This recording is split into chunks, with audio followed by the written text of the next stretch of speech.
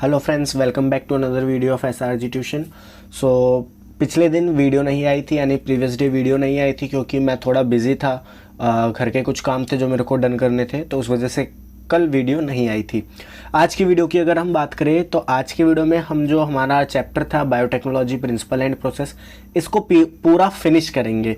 अगर मैं बात करूँ कि आज की वीडियो में हम पढ़ेंगे क्या, तो आज की वीडियो में हम एक टॉपिक है जिसका नाम है प्रोसेस ऑफ rDNA टेक्नोलॉजी, यानी कि जब आप एक रिकॉम्बिनेंट डीएनए बनाते हो तो उसमें कौन कौन से प्रोसेस होते हैं उन सबको हम जानेंगे। rDNA बनाना तो हम सीख ही चुके हैं, ठीक है। अब इसके जो भी प्रिपरेशन से लेके मार्केट में लॉन्च करने तक जो भी चीज़ें होती हैं हम उनको एक बार ऊपर से देखेंगे कि इनमें क्या क्या स्टेप्स होते हैं। सबसे पहले अगर मैं प्रोसेसेस की बात करूं तो जो सबसे पहला प्रोसेस होता है किसी भी rDNA रिकॉम्बिनेंट डीएनए टेक्नोलॉजी में वो ये होता है isolation of DNA. Isolation of DNA का मतलब क्या है कि मान लो आपको किसी भी कोई एक पर्टिकुलर डीएनए चाहिए, ठीक है। जैसे अभी आप जब एप्लीकेशन पढ़ोगे बायोटेक्नोलॉजी की तो वहाँ पे हम बात करते हैं कि गोल्डन राइस आपने सुना होगा। तो गोल्डन राइस में क्या होता है, विटामिन ए ज़्यादा होता है गोल्डन राइस में। अब ये विटामिन ए के लिए हम क्या करते हैं, एक ऐसी जीन ढूंढते हैं जो बीटा कैरोटीन के लिए कोड करती है। किसके लिए कोड करती है? बीटा कैरोटीन के लिए। और बीटा कैरोटीन जो है वो डाइजेस्ट होके क्या बनाती है, हमारा विटामिन ए बनाती है। तो वो जीन जो बीटा कैरोटीन के लिए कोड करती है उस जीन को सबसे पहले ढूंढना और उसे आइसोलेट करना, ये हमारा पहला स्टेप होता है rDNA टेक्नोलॉजी में। या आप ये भी कह सकते हो कि जो करैक्टर हमें चाहिए, जो प्रॉपर्टी हम चाहते हैं, उस प्रॉपर्टी के लिए जो जीन रिस्पॉन्सिबल है उस जीन को हम ढूंढेंगे और उसको आइसोलेट करेंगे।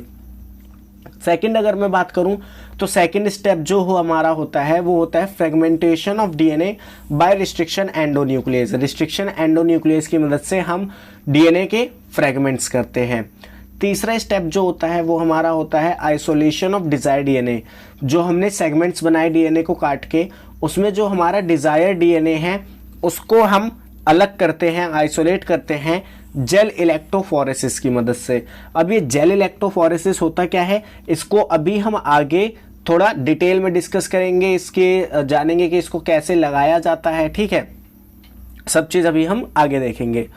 फोर्थ स्टेप जो होता है वो होता है कि जब हमें डिज़ायर्ड डीएनए मिल गया तो अब हम क्या करते हैं, इस डिज़ायर्ड डीएनए की कई सारी कॉपी बनाने के लिए हम एम्प्लीफिकेशन करते हैं। एम्प्लीफिकेशन का मतलब क्या है, नंबर बढ़ाना एक तरीके से। तो हम क्या करते हैं, यहाँ पे एम्प्लीफिकेशन करते हैं डीएनए फ्रेगमेंट का बाय यूजिंग पीसीआर। अब ये पीसीआर क्या है, पीसीआर है हमारी पॉलीमरेज चेन रिएक्शन। इसको यूज करके हम क्या करते हैं, डीएनए के कई सारे उसको एम्प्लीफाई करते हैं, यानी उसकी कई सारी कॉपी बनाते हैं। जो हमारा फिफ्थ और इम्पॉर्टेंट स्टेप होता है वो होता है ligation of DNA fragments into a vector. जो हमारा डिजायर्ड डीएनए है उसको वेक्टर के साथ जोड़ना ताकि हमारा रिकॉम्बिनेंट डीएनए बने। अब जो हमारा रिकॉम्बिनेंट डीएनए बन गया उसको हम किसी होस्ट में ट्रांसफर करेंगे, ये देखने के लिए कि वो सही से काम कर रहा है या नहीं कर रहा है। नेक्स्ट स्टेप क्या होगा, नेक्स्ट स्टेप हमारा होगा कल्चरिंग द होस्ट सेल, यानी कि होस्ट सेल को हम कल्चर करेंगे, देखेंगे कि वो सही से ग्रो हो रही है या नहीं हो रही है, और जो हमने रिकॉम्बिनेंट डीएनए उसके अंदर इंट्रोड्यूस करा है वो उसकी प्रोजेनी में ट्रांसफर हो रहा है या नहीं हो रहा, वो हम यहाँ पे देखते हैं। एट अ लार्ज स्केल क्योंकि बड़े लेवल पे ही करोगे, and extraction of desire product. और हम क्या करेंगे, कल्चरिंग करने के बाद अगर वो सही से काम कर रहा है तो वहाँ से हम डिजायर प्रोडक्ट को आइसोलेट कर लेंगे। अब हम क्या करते हैं, अब हम इन सातों स्टेप में से हर एक स्टेप को डिटेल में पढ़ते हैं कि कैसे कैसे हम क्या काम करेंगे। अब हम अपने पहले स्टेप पे मूव करते हैं जो कि है आइसोलेशन ऑफ जेनेटिक मटेरियल, यानी कि हमारे डीएनए को आइसोलेट करना। तो जैसे मान लो मेरे को एक कोई पर्टिकुलर प्रॉपर्टी चाहिए, जैसे कि अगर मैं आपको अगर एग्जांपल दूं तो आप सबका फेवरेट एक एग्जांपल है स्पाइडरमैन। आप सबने स्पाइडरमैन अगर देखी है मूवी, तो जो सबसे पहले फर्स्ट स्पाइडरमैन आई थी उसमें जो हमारा पीटर पार्कर था उसके हाथ से क्या होते थे, वेब शूट होते थे, उसके हाथ से वेब शूट होते थे और वो वेब शूट और जो वो वेब होते थे वो उसकी बॉडी में ही बनते थे। तो अगर मान लो मेरे को और किसी को स्पाइडरमैन बनाना है, मैं चाहता हूं कि मैं आपको स्पाइडरमैन बना दूं, तो मेरे को क्या करना होगा, मेरे को आपके अंदर वो वेब शूट करने की ताकत लानी पड़ेगी। तो उसके लिए मैं क्या करूंगा, उसके लिए मैं पीटर पार्कर के पास जाऊंगा और पीटर पार्कर से बोलूंगा कि भाई मेरे को ऐसा करो, अपने जो हाथ की जो सेल्स हैं, क्योंकि वो जो सेल्स हैं वो उसकी एंकल से वेब निकलता है, तो हम क्या कहेंगे उससे, हम उससे कहेंगे कि अपने एंकल की ना मेरे को कुछ सेल्स लेने दो, क्योंकि इन सेल्स से मैं क्या करूंगा, वो जीन निकालूंगा जो आपके इस वेब के लिए कोड करती है, और उस जीन को मैं अपने बॉडी में ट्रांसप्लांट या इंट्रोड्यूस करूंगा ताकि मैं भी स्पाइडरमैन बन जाऊं। तो मान लो कि पीटर पार्कर ने आपको क्या करा, वो सेल्स दे दी, तो आप क्या करोगे, सबसे पहले उस सेल की ग्रोथ कराओगे। ठीक है, तो अगर हमें किसी भी जेनेटिक मटेरियल का आइसोलेशन करना है तो सबसे पहले हम क्या कराएंगे, उस सेल्स की ग्रोथ कराएंगे। अब वो ग्रोथ किसकी होगी, एनिमल सेल्स की भी हो सकती है, क्योंकि यहाँ पे इस केस में जो मैंने अभी आपको एग्जांपल दिया स्पाइडरमैन वाला, इसमें आपकी जो जरूरत है वो एनिमल से ही पूरी हो रही है, क्योंकि ह्यूमन भी एक एनिमल ही है, तो एनिमल सेल से आपका काम चल गया। लेकिन मान लो आपको जो कैरेक्टर चाहिए वो बैक्टीरिया के पास होता तो आप बैक्टीरियल सेल को ग्रो कराते, अगर वो कैरेक्टर प्लांट सेल के पास होता तो आप प्लांट सेल को ग्रो कराते, और अगर आप जो कैरेक्टर चाहते हो वो फंगस के पास है तो आप फंगस सेल को ग्रो कराते। तो यहाँ पे पहले स्टेप पे हम क्या कराएंगे, ग्रोथ कराएंगे उस सेल्स के जिस सेल में हमें वो कैरेक्टर मिलेगा, वो कुछ भी हो सकती है, एनिमल, बैक्टीरिया, प्लांट, फंगस, कुछ भी हो सकती है। अब यहाँ पे हमें क्या करना होगा, सबसे पहले जो मेम्ब्रेन होती है उन्हें डाइजेस्ट करना होता है। तो animal cell and bacterial cell में हम क्या करते हैं, लाइजोजाइम का यूज करते हैं, जो भी मेम्ब्रेन होती है उनको डाइजेस्ट करने में।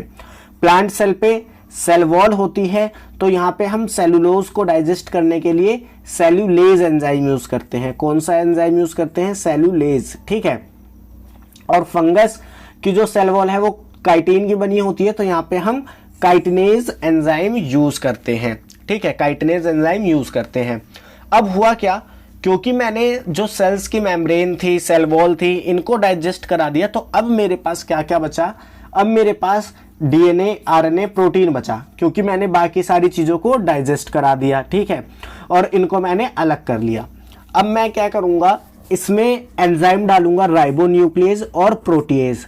राइबोन्यूक्लियेज क्या करेंगे, जो भी आरएनए हैं उनको डाइजेस्ट कर लेंगे, और जो प्रोटीएज हैं वो जितने भी प्रोटीन हैं उनको डाइजेस्ट कर लेंगे। ठीक है, तो जब हमने राइबोन्यूक्लियेज और प्रोटीएज डाला तो हमारे पास एक मिक्सचर बन गया, जिसमें हमारे पास डीएनए भी है और डाइजेस्टेड आरएनए और प्रोटीन भी है। क्या कहा मैंने कि सबसे पहले हमने जो भी रिक्वायर्ड सेल है उसकी ग्रोथ कराई, फिर हमने वहां पे एंजाइम की मदद से उसकी सेल वॉल या मेम्ब्रेन का क्या कराया, डाइजेशन कराया। अब ये जो एंजाइम है ये डिपेंड करता है कि आप कौन सी सेल यूज कर रहे हो, उसके हिसाब से आप एंजाइम यूज करोगे। अगर आप एनिमल सेल या बैक्टीरियल सेल यूज कर रहे हो तो आप लाइजोजाइम एंजाइम यूज करोगे, अगर आप प्लांट सेल यूज कर रहे हो तो आप सेलुलेज एंजाइम यूज करोगे, और अगर आप फंगस सेल यूज कर रहे हो तो आप काइटिनेज एंजाइम यूज करोगे। फिर उसके बाद जब डाइजेशन हो जाएगा तो हमारे पास डीएनए, आरएनए, प्रोटीन बचा। यहाँ पे हमने आरएनए एंड प्रोटीन को डाइजेस्ट करने के लिए राइबोन्यूक्लियेज और प्रोटीएज एंजाइम डाले। इससे क्या हुआ, हमें एक मिक्सचर मिला जिसमें डीएनए है और डाइजेस्टेड आरएनए और प्रोटीन है। अब हमें क्या करना है, इस डीएनए और इस डाइजेस्टेड आरएनए प्रोटीन को अलग अलग करना है। तो इसके लिए हम क्या करते हैं, सेंट्रीफ्यूगेशन टेक्निक का यूज करते हैं। सेंट्रीफ्यूगेशन में क्या होती है, ये चीजें अपने मॉलिक्यूलर वेट के हिसाब से एक दूसरे से अलग हो जाती हैं। अब मैंने क्या करा कि जब मैंने सेंट्रीफ्यूगेशन करा तो यहां से जो हमारा अनडाइजेस्टेड डीएनए था वो अलग हो गया, और जो डाइजेस्टेड प्रोटीन और आरएनए था वो अलग हो गया। अब यहां से मैंने क्या करा, अनडाइजेस्टेड डीएनए और चिल्ड इथेनॉल को आपस में मिक्स कर दिया, जिसकी वजह से क्या हो गया, डीएनए का प्रेसिपिटेशन हो गया। प्रेसिपिटेशन मतलब वो थोड़ा गाढ़ा सा हो गया, क्योंकि यहां से तो आप डीएनए इतना नेक्ड होता है, मतलब इतना पतला होता है कि आप उसे नेक्ड आई से देख ही नहीं सकते। तो उसके लिए हमने क्या करा, चिल्ड इथेनॉल डाला, जिसकी वजह से प्रेसिपिटेशन हो गया डीएनए का। अब क्योंकि डीएनए का प्रेसिपिटेशन हो गया तो यहां से अब मैं डीएनए को आइसोलेट कैसे करूंगा, तो इसके लिए हम करते हैं स्पूलिंग। स्पूलिंग में होता क्या है कि अगर आपने कभी क्या कहते हैं, बबल फुलाए जाते हैं, एयर बबल फुलाए जाते हैं, तो उसमें एक ऐसे कुछ चम्मच आती है, ठीक है, उसी तरीके का एक इंस्ट्रूमेंट होता है, उसी को यूज़ करके हम क्या करते हैं, डीएनए को अलग करते हैं और इस प्रोसेस को हम क्या बोलते हैं, स्पूलिंग बोलते हैं, ठीक है। तो यहाँ से क्या हुआ, इस पूरे स्टेप में हमारा जो रिक्वायर्ड डीएनए था, जिसके अंदर हमारा डिज़ायर जीन है, उस डीएनए को हमने बाहर निकाल लिया। तो पहला स्टेप ये कंप्लीट हो गया। सेकंड स्टेप में हम क्या करेंगे, फ्रेगमेंटेशन करेंगे डीएनए का, क्योंकि मेरे को पूरा डीएनए तो किसी सेल के अंदर डालना नहीं है, सिर्फ कौन सा डीएनए डालना है, अपना डिजायर डीएनए। डिजायर डीएनए बोले तो वो एक छोटा सा सेगमेंट जो उस वेब के लिए कोड करेगा। मैंने स्पाइडरमैन का एग्जांपल दिया था, तो डिजायर डीएनए वो डीएनए जो वेब के लिए कोड करेगा, ठीक है, मेरे को सिर्फ उतना सेगमेंट चाहिए। तो इसके लिए क्या करूंगा, मैं डीएनए के फ्रेगमेंट्स बनाऊंगा। किसकी मदद से बनाऊंगा, रिस्ट्रिक्शन एंडोन्यूक्लियस एंजाइम की मदद से। तो मैंने क्या करा कि ये जो मैंने डीएनए आइसोलेट करा था, इसमें मैंने छोड़ दिए रिस्ट्रिक्शन एंजाइम। अब रिस्ट्रिक्शन एंजाइम क्या करेगा, उसको जितनी भी अपनी रिकॉग्नाइजेशन साइट मिलेगी, उन साइटों पे वो कट करता चला जाएगा और कई सारे डीएनए फ्रेगमेंट्स बन जाएंगे। अब क्या होगा, कई सारे डीएनए फ्रेगमेंट्स बन जाएंगे। तो इसमें अब सवाल ये आता है कि इसमें हम अपना जो डिजायर डीएनए है उसको कैसे ढूंढेंगे इतने सारे फ्रेगमेंट्स में। जब हमें एक पूरा बड़ा डीएनए अपनी नेक आंखों से नहीं दिखता, तो ये फ्रेगमेंट्स कैसे हम उसको ढूंढेंगे। तो इसके लिए हम क्या करते हैं, इसके लिए हम जेल इलेक्ट्रोफोरेसिस का यूज करते हैं। तो जेल इलेक्ट्रोफोरेसिस या तीसरा स्टेप क्या है, तीसरा स्टेप है आपका separation and isolation of desire DNA. Desire DNA को सेपरेट करना यानी अलग करना और उसे बाहर निकालना, आइसोलेट करना बाय यूजिंग जेल इलेक्ट्रोफोरेसिस। अब जेल इलेक्ट्रोफोरेसिस हम समझते हैं कि ये होती क्या है, इसमें क्या क्या चीजें यूज होती हैं और इसे कैसे परफॉर्म किया जाता है। अब हम बात करते हैं जेल इलेक्ट्रोफोरेसिस की। अगर देखो मैं बात करूं जेल इलेक्ट्रोफोरेसिस की, तो सबसे पहले हम इसकी मशीन देखते हैं कि वो होती कैसे है।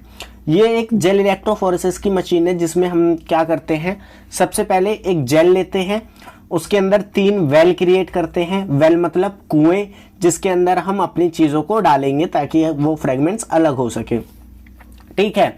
इसमें एक टर्मिनल होता है कैथोड, एक टर्मिनल होता है एनोड। कैथोड नेगेटिवली चार्ज होता है, एनोड पॉजिटिवली चार्ज होता है, ठीक है। अब यहाँ पे हम क्या करेंगे कि एक वेल में यानी एक कुएं में हम मॉलिक्यूलर मार्कर डालते हैं। अब आप पूछोगे कि ये मॉलिक्यूलर मार्कर क्या है। मॉलिक्यूलर मार्कर कुछ डीएनए होते हैं जिनकी लेंथ हमें पता होती है, ये होते हैं मॉलिक्यूलर मार्कर। अभी इनका यूज हम क्यों करते हैं ये भी मैं आपको बताता हूं। सबसे पहले आप ये समझो कि मॉलिक्यूलर मार्कर है क्या। मॉलिक्यूलर मार्कर कुछ नहीं, बस एक डीएनए है जिसकी लेंथ हमें पता है, ठीक है। हम अलग अलग लेंथ के डीएनए को मॉलिक्यूलर मार्कर में डाल देते हैं। जैसे मैंने कोई 1200 बेस पेयर की लेंथ का डीएनए डाल दिया, कोई 1000 बेस पेयर की लेंथ का डीएनए डाल दिया। इस तरीके से मैंने मॉलिक्यूलर मार्कर में डीएनए डाल दिया ताकि मैं आगे पता लगा पाऊं कि मेरा डिजायर डीएनए कौन सा है, ठीक है। अब एक वेल में मैंने क्या करा, सैंपल डीएनए डाल दिया। सैंपल डीएनए मतलब जिसके भी हमने फ्रेगमेंट्स बनाए थे उन डीएनए को मैंने यहाँ पे डाल दिया, ठीक है। और एक वेल में मैंने क्या करा, जो हमारा नॉर्मल डीएनए था, अनडाइजेस्टेड डीएनए था, उसको डाल दिया ताकि वहां पे सेपरेशन हमें पता चले कि सही से मशीन काम कर रही है या नहीं कर रही है। तो 3 कुएं हमने बनाए। एक में हमने मॉलिक्यूलर मार्कर डाल दिया जो हमें ये बताएगा कि हमारा डिजायर डीएनए कौन सा है। एक में हमने सैंपल डीएनए डाल दिया। सैंपल डीएनए मतलब वो डीएनए डाल दिया जिसके हमने फ्रेगमेंट्स बनाए थे, तो सारे फ्रेगमेंट्स यहाँ पे हमने डाल दिए। और एक में हमने अनडाइजेस्टेड डीएनए डाल दिया। अब होता क्या है कि यहाँ पे हम एक इलेक्ट्रिक फील्ड जनरेट करते हैं। क्या करते हैं, यहाँ पे एक इलेक्ट्रिक फील्ड जनरेट करते हैं। और इलेक्ट्रिक फील्ड जनरेट होने की वजह से जो डीएनए फ्रेगमेंट्स हैं वो कैथोड से एनोड की तरफ मूव करना चालू कर देते हैं। क्या कहा मैंने कि हम यहाँ पे एक इलेक्ट्रिक फील्ड डेवलप करते हैं। इस इलेक्ट्रिक फील्ड के डेवलप होने की वजह से जो डीएनए है वो कैथोड से एनोड की तरफ मूव करता है। ये पहली बात हो गई। दूसरी बात ये हो गई कि ये जो मूवमेंट होती है डीएनए की, ये इनके साइज के अकॉर्डिंग होती है। साइज के अकॉर्डिंग कहने का मतलब क्या है कि जो डीएनए ज्यादा छोटा है वो ज्यादा दूर तक जाएगा, और जो ज्यादा बड़ा है वो पास में ही रहेगा। मतलब कि यहां से अगर आपने वेल बनाई है, तो अगर मान लो डीएनए की लेंथ बहुत छोटी है तो वो आपको इधर एनोड के आसपास कहीं मिलेगा, ठीक है। और अगर फ्रेगमेंट की लेंथ बहुत बड़ी है तो वो आपको कैथोड के आसपास कहीं मिलेगा। तो वही मैंने यहाँ पे दिखाया भी है कि जो अनडाइजेस्टेड डीएनए था वो देखो तो यहीं पे रह गया कैथोड पे, और जो डाइजेस्टेड डीएनए थे वो यहाँ दूर दूर आ गए हैं, ठीक है। तो ये हमने कर लिया, इस तरीके से जेल इलेक्ट्रोफोरेसिस परफॉर्म हुई। अब इसमें हम एप्लीकेशन बोल रहा हूं, हम देखते हैं कि इसमें हुआ कैसे और क्या हुआ। यहां पे हमने सबसे पहले सेपरेशन करा डीएनए फ्रेगमेंट का occur on the basis of size, यानी कि जो डीएनए फ्रेगमेंट्स बने थे रिस्ट्रिक्शन एंडोन्यूक्लियस की मदद से, वो अपने साइज और मॉलिक्यूलर वेट के हिसाब से एक दूसरे से अलग हो गए in the presence of electric field. ये चीज मैंने आपको बता दी कि आप यहाँ पे एक इलेक्ट्रिक फील्ड क्रिएट करोगे जिसकी वजह से क्या होगा, डीएनए मूव करेगा कैथोड से एनोड की तरफ, और जो जितना बड़ा साइज का होगा वो उतना पीछे रह जाएगा, जो जितना साइज छोटा होगा जिस फ्रेगमेंट का वो उतना आगे आएगा। मतलब यहाँ पे साइज के बेसिस पे एक दूसरे से ये अलग अलग हो जाएंगे। अब देखो, अब ये बात आती है, आप पूछोगे कि ठीक है मैंने जो सेगमेंट्स थे आप ये बोलोगे कि ठीक है जो सेगमेंट्स बने थे, जो अलग अलग डीएनए कट के अलग अलग पीस बने थे डीएनए के, वो तो हमने अलग कर लिए, लेकिन मैं ये कैसे पता लगाऊंगा कि मेरा डिजायर डीएनए कौन सा है, मेरे को ये कैसे पता चलेगा? मैं ये आपसे पूछता हूं, क्योंकि बहुत बच्चे क्या करते हैं, जेल इलेक्ट्रोफोरेसिस को रट लेते हैं कि वहां से सेपरेशन आइसोलेशन होता है, उन्हें ये समझ नहीं आता कि वहां से आप डिजायर डीएनए को पिक कैसे करते हो, ठीक है। तो वो अब यहाँ पे मैं आपको बताता हूं।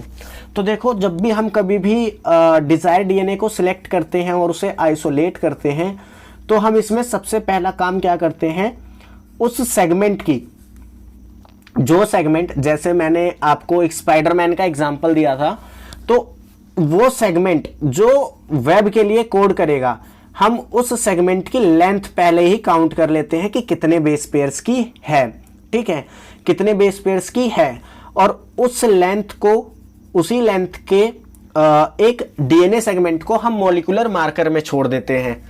क्या करते हैं, उसी लेंथ के एक डीएनए को हम मॉलिक्यूलर मार्कर में छोड़ देते हैं ताकि हमें पता चले, ठीक है। अब यहाँ पे आपको एज्यूम करने वाली बात आएगी, तो आप यहाँ पे थोड़ा दिमाग खोल के एज्यूम करना। Late assume if the length of a desired gene is 1000 base pair, मतलब कि मान लो कि आपने जो वेब अपनी बॉडी में इंट्रोड्यूस कराना है, वो जीन जो वेब के लिए कोड करे उसे अपनी बॉडी में इंट्रोड्यूस कराना है, उस जीन की जो लेंथ है वो 1000 बेस पेयर्स की है। कितने बेस पेयर्स की है? 1000 बेस पेयर्स की है। तो हमने जो मॉलिक्यूलर मार्कर डाले थे, मॉलिक्यूलर मार्कर थे क्या? मॉलिक्यूलर मार्कर भी हमारे डीएनए के फ्रेगमेंट्स थे, और वो फ्रेगमेंट्स थे जिनकी लेंथ हमको पता थी, ठीक है। तो मेरे को पता है कि उसमें कौन सा 1000 बेस पेयर्स की लेंथ का है, कौन सा 200 बेस पेयर्स की लेंथ का है, कौन सा 500 बेस पेयर की लेंथ का है, वो मेरे को पता है। तो अगर मेरे डिजायर जीन की जो लेंथ थी वो 1000 बेस पेयर्स की थी, तो हम क्या करेंगे, वो फ्रेगमेंट ध्यान से सुनना मेरी बात, वो फ्रेगमेंट जो मॉलिक्यूलर मार्कर के सामने आया है, और किस मॉलिक्यूलर मार्कर के सामने आया है, उस मॉलिक्यूलर मार्कर जिसकी लेंथ 1000 बेस पेयर है उसके सामने आया है, उसी को हम अपना डिजायर डीएनए मान के आगे यूज करते हैं एक्सपेरिमेंट में। क्या कहा मैंने, मैं आपको एक बार दोबारा से समझा देता हूं कि अगर मान लो जो आपकी डिजायर जीन थी उसकी जो लेंथ है वो 1000 बेस पेयर्स की है। अब आपने मॉलिक्यूलर मार्कर डाल रखा था, आपको पता है कि कौन से मॉलिक्यूलर मार्कर की लेंथ 1000 बेस पेयर की है। तो 1000 बेस पेयर वाला जो मॉलिक्यूलर मार्कर है उसके सामने जो डीएनए का फ्रेगमेंट आएगा वही डीएनए फ्रेगमेंट हमारा डिज़ायर डीएनए है और उसको हम rDNA टेक्नोलॉजी में यूज़ करेंगे। आई होप इतनी बात आपको क्लियर हो गई हो और ये भी क्लियर हो गया हो कि कैसे हम यहाँ पे जेल इलेक्ट्रोफोरेसिस के बाद डिज़ायर डीएनए को पता करते हैं, क्योंकि ये चीज़ बहुत से टीचर नहीं बताते और एनसीईआरटी में भी नहीं दिया गया कि वहाँ से हम अपना डिज़ायर डीएनए कैसे आइसोलेट करेंगे। Gel is isolated and dyed with ethidium bromide due to which on exposure with UV light orange colour band of DNA seen. मतलब कि जो जेल है जिसमें हमारा डिज़ायर डीएनए है उसको हम लेते हैं और इथिडियम ब्रोमाइड उस पर डालते हैं, उसकी स्टेनिंग करते हैं, उस पर इथिडियम ब्रोमाइड डालते हैं। इथिडियम ब्रोमाइड डालने से होता क्या है, जब आप उस जेल पे जिस पे आपका डिज़ायर डीएनए उस पे आप इथिडियम ब्रोमाइड डालते हो और उसको ले जाते हो यूवी लाइट में। कैसी लाइट में? यूवी लाइट में। तो होता क्या है कि जो आपका डीएनए है वो ऑरेंज कलर शो करता है। डीएनए कैसा कलर शो करता है? ऑरेंज कलर शो करता है और हमें पता चल जाता है कि ये हमारे डीएनए है, ये हमारे क्या है? डीएनए है। Desired DNA fragment is extracted from gel. अब हमें क्या करना है, जो हमारा डिजायर्ड डीएनए है उसको आगे एक्सपेरिमेंट में यूज करने के लिए जेल से अलग करना पड़ेगा। तो ये जो प्रोसेस होता है डिजायर्ड डीएनए को जेल से अलग करने का, इस प्रोसेस को हम बोलते हैं इल्यूजन। क्या बोलते हैं? इस प्रोसेस को हम बोलते हैं इल्यूजन। अब यहाँ पे क्या हुआ कि आपके पास जो डिजायर डीएनए है, जो डिजायर डीएनए है, ये डिजायर डीएनए आपके पास आ गया। अब आपको क्या करना है, इस डिजायर डीएनए की मल्टीपल कॉपी बनानी है। तो मल्टीपल कॉपी बनाने के लिए हम पीसीआर का यूज करते हैं। अब हमारा फोर्थ स्टेप आ गया, क्या कि जो डिजायर डीएनए हमें मिला है हमें उसको एम्पलीफाई करना है पीसीआर को यूज करके। तो सबसे पहले आपको ये पता होना चाहिए व्हाट इज पीसीआर। पीसीआर की फुल फॉर्म होती क्या है? तो पीसीआर की फुल फॉर्म होती है पॉलीमरेज चेन रिएक्शन। ठीक है, अब इसमें होता क्या है, ठीक है, हम इसकी बात कर लेते हैं। In this method multiple copies of gene या फिर जो भी आपका डीएनए है इज सिंथेसिस इन विट्रो। मतलब कि इस पीसीआर मेथड को यूज करके हम जो भी हमारा जीन ऑफ इंटरेस्ट है या फिर जो भी हमारा डिजायर डीएनए है उसकी मल्टीपल कॉपी बनाते हैं इन विट्रो में। इन विट्रो में मतलब क्या है? हमारा लैब में। ठीक है, लैब में हम क्या करते हैं, जो भी हमारा डिजायर डीएनए उसकी मल्टीपल कॉपी बनाते हैं बाय यूजिंग। किन किन चीजों को हम यूज करते हैं? इसमें हम यूज करते हैं 2 सेट ऑफ प्राइमर्स। अब ये आप बोलोगे कि प्राइमर क्या है? अगर मैं बात करूं प्राइमर की, तो small chemically synthesize oligonucleotide that are complementary to DNA. इसका मतलब क्या है? इसका मतलब ये है कि जैसे आपने पढ़ा है कि जो डीएनए होता है ये होती क्या है? चेन होती है न्यूक्लियोटाइड की। किसकी चेन होती है? कई सारे न्यूक्लियोटाइड की, 1000 मिलियन न्यूक्लियोटाइड की चेन होती है, तो उसको हम डीएनए बोलते हैं। अगर यही चेन बहुत छोटी होके 6 से 10 के बीच में रह जाए, मतलब 6 से 10 न्यूक्लियोटाइड आपस में मिलकर कोई एक चेन बना रहे हैं, तो उसको हम ओलिगोन्यूक्लियोटाइड बोलते हैं। सेम आपका बाकी भी चीज़ों पे होता एप्लीकेबल होता है। जैसे कि मान लो कोई 6 से 10 शुगर का कंपाउंड है तो उसको हम ओलिगोसैकेराइड बोलते हैं। तो जो ओलिगो होता है वो 3 से 10 मोनोमर्स के लिए यूज होता है कि अगर 3 से 10 मोनोमर आपस में कुछ मिलके बना रहे हैं तो आप उसके आगे ओलिगो लगा सकते हो। तो जो प्राइमर होते हैं वो ओलिगोन्यूक्लियोटाइड होते हैं, यानी छोटी चेन होती है न्यूक्लियोटाइड की जो कि डीएनए के कॉम्प्लीमेंट्री होती है और इसको केमिकली सिंथेसाइज करा जाता है लैब में, और ये इनको हम क्या बोलते हैं? प्राइमर बोलते हैं। सेकंड चीज हमें क्या यूजफुल है? सेकंड चीज हमें यूजफुल है थर्मोस्टेबल डीएनए पॉलीमरेज। यानी कि क्योंकि आपका डीएनए रेप्लिकेशन का प्रोसेस होगा तो वहां पे हमें DNA dependent DNA polymerase enzyme चाहिए या कोई पॉलीमरेज एंजाइम चाहिए जो रिएक्शन को पॉलीमराइज करे। और थर्मोस्टेबल क्यों लिखा है? थर्मोस्टेबल इसलिए लिखा है क्योंकि ये जो प्रोसेस होता है ये हाई टेम्परेचर पे होता है पीसीआर का, इसीलिए हमें कोई ऐसा एंजाइम चाहिए जो थर्मोस्टेबल हो, यानी हाई टेम्परेचर पे स्टेबल हो। तो इसमें हम यूज करते हैं टाक पॉलीमरेज। ठीक है। अब आपसे पूछा जाता है कि टाक पॉलीमरेज को आइसोलेट कहां से करा जाता है, तो टाक पॉलीमरेज को आइसोलेट करा जाता है from the bacteria Thermus aquaticus. कहां से? थर्मस एक्वेटिकस से। और ये जो बैक्टीरिया है ये हॉट स्प्रिंग्स यानी गर्म पानी वाली जगहों पे पाए जाते हैं। और तीसरी आपको क्या जरूरत पड़ेगी? डीएनए सैंपल, जिसको आपको एम्पलीफाई करना है। अब हम बात करते हैं स्टेप्स इन पीसीआर कि पॉलीमरेज चेन रिएक्शन में कौन से स्टेप होते हैं, किस टेम्परेचर पे होते हैं, ये भी आपको अच्छे से पता होना चाहिए क्योंकि नीट एग्जामिनेशन में कई बार पूछ चुका है टेम्परेचर स्पेसिफिकली। तो जो सबसे पहले प्रोसेस होता है वो होता है डीनेचुरेशन का। डीनेचुरेशन में हम क्या करते हैं, जो भी हमारा सैंपल डीएनए है उसको हम हाई टेम्परेचर पे रखते हैं ताकि जो दो स्ट्रैंड है डीएनए के, आपको पता होगा डीएनए डबल स्ट्रैंड होता है, तो जो दो स्ट्रैंड है डीएनए के उनके बीच में जो हाइड्रोजन बॉन्ड है वो हाइड्रोजन बॉन्ड एक दूसरे से टूट जाए और जो दोनों स्ट्रैंड है वो एक दूसरे से अलग हो जाए ताकि डीएनए रेप्लिकेशन हो सके। तो इसके लिए हम क्या करते हैं? डीनेचुरेशन। और ये होता कौन से टेम्परेचर पे है? 90 से 100 डिग्री सेल्सियस के बीच में।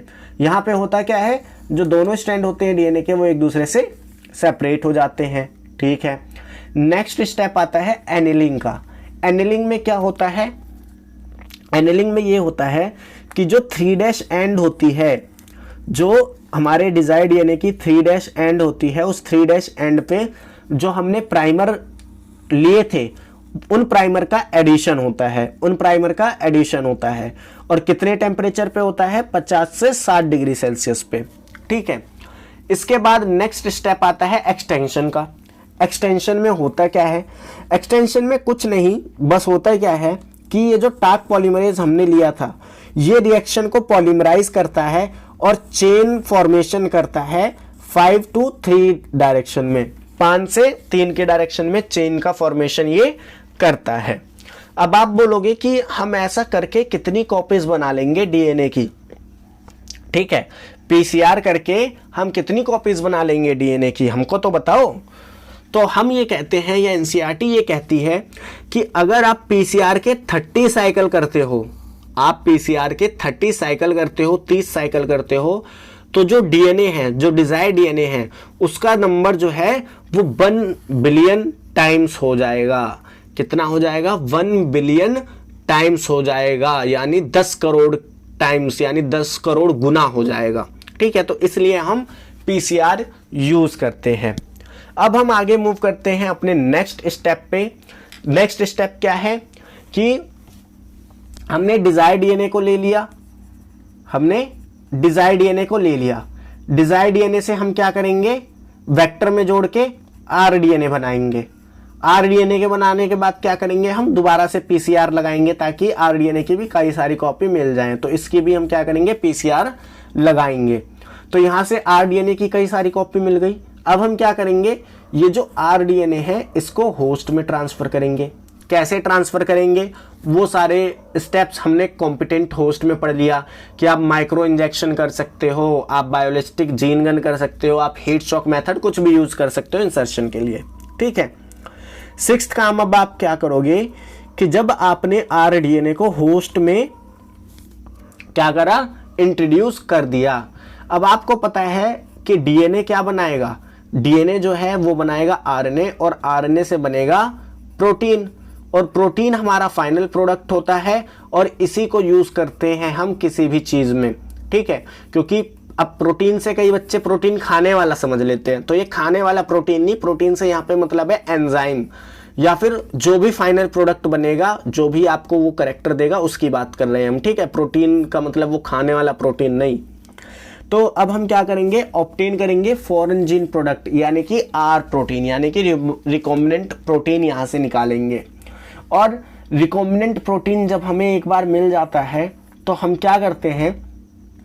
बायोरिएक्टर्स में उस आर प्रोटीन को बनाने के लिए जो भी जरूरी चीजें हैं, ठीक है, जैसे जो भी जरूरी चीजें हैं, जैसे ऑक्सीजन है ना, जो भी आपका मतलब रॉ मटेरियल है, उस रॉ मटेरियल को डाल के हम उस बायोरिएक्टर में इस आर प्रोटीन को बनाते हैं। तो अगर मैं बात करूं बायोरिएक्टर्स की, बायोरिएक्टर्स हैं क्या? To produce R protein in large quantity bioreactor develop, क्योंकि आर प्रोटीन मेरे को बहुत ज़्यादा क्वांटिटी में बनाना है, तो हम क्या करते हैं, बायोरिएक्टर्स को यूज़ करते हैं। बायोरिएक्टर्स है क्या? बायोरिएक्टर्स बड़े बर्तन हैं जिनका वॉल्यूम जो है 100 से 1000 लीटर के आसपास होता है। अगर हम बात करें बायोरिएक्टर में काम कैसे होता है, तो जो बायोरिएक्टर है वो प्रोवाइड करता है optimal condition for achieving the desired product, यानी कि आर प्रोटीन बनाने के लिए जो भी रिक्वायर्ड कंडीशन है वो सारी कंडीशन बायोरिएक्टर पूरी करता है। जैसे कि वो ऑप्टिमम पीएच रखता है, यानी जो भी पीएच रिक्वायर्ड है उस पीएच को रखता है, जो भी टेम्परेचर चाहिए उस टेम्परेचर को रखता है, उसके लिए जो भी इंग्रेडिएंट्स चाहिए उसको रखता है, और जो भी सबस्ट्रेट चाहिए उसके लिए उसको वो रखता है। अब अगर हम बात करें बायोरिएक्टर की, तो आपके एनसीईआरटी में 2 तरीके के बायोरिएक्टर बताए गए हैं। एक हमारा स्टिर टैंक रिएक्टर और एक हमारा स्पार्ज स्टिर टैंक रिएक्टर। ठीक है, ये 2 तरीके के बायोरिएक्टर आपको एनसीईआरटी में बताए गए हैं। इनके डायग्राम दे रखे हैं, आप डायग्राम वहां से देख लेना और उसको अच्छे से लेबलिंग उसकी देख लेना, क्योंकि लेबलिंग हो सकता है आपके क्वेश्चन पेपर में भी या आपके एग्जाम में भी आ जाए। अब होता क्या है कि बायोरिएक्टर से जब हमने आर प्रोटीन बना लिया, तो उस आर प्रोटीन को चेक करना, ठीक है, उसको प्योरीफाई करना, उसको मार्केट में उतारना, ये सारा जो काम होता है, इस सारे काम को हम बोलते हैं डाउन स्ट्रीमिंग प्रोसेसिंग। क्या बोलते हैं? Down streaming processing. यानी कि आपने एक प्रोडक्ट बनाया, उस प्रोडक्ट को अब चेक करना, उसको प्योरीफाई करना, उसमें जो भी मिस्टेक है उसको सुधारना, फिर उसको मार्केट में लॉन्च करना, ये सारा प्रोसेस जो होता है इसको हम बोलते हैं डाउन स्ट्रीमिंग प्रोसेसिंग। और ये लास्ट प्रोसेस होता है किसी भी टेक्नोलॉजी में। ठीक है, तो डाउन स्ट्रीमिंग प्रोसेसेस में होता है क्या है, include separation and purification of product. जो भी प्रोडक्ट आपको मिला है उसको अलग करना वेस्ट से और उसको प्योरीफाई करना, फिर उसको जो भी उसके चेक्स हैं, मतलब कि जो भी उसके टेस्ट हैं उन टेस्ट को कराना, और फिर उसको मार्केट में लॉन्च कर देना। ये सारे प्रोसेस किस में आते हैं? डाउन स्ट्रीमिंग प्रोसेस में। सो आज की वीडियो और ये चैप्टर यहीं पे ख़त्म होता है। नेक्स्ट वीडियो में हम क्या करेंगे, chapter 12 biotechnology and its application, उसको कवर करेंगे और अच्छे से कवर करेंगे। मैं देखो यहाँ पे आपको जो चीज़ें हैं वो डिटेल में समझा रहा हूँ, आपको हर एक चीज़ पूरी कोशिश कर रहा हूँ कि अच्छे से समझ आए, ताकि आपका कोई डाउट ना रह जाए। सो आप भी क्या कोशिश करिए कि इस चैनल को आप अपना प्यार दिखाएं, अपने दोस्तों के साथ शेयर करें, और अगर नए हो और समझ भी आ रहा है तो इस चैनल को सब्सक्राइब करो। तो मिलते हैं नेक्स्ट वीडियो में, तब तक के लिए थैंक्स फॉर वॉचिंग।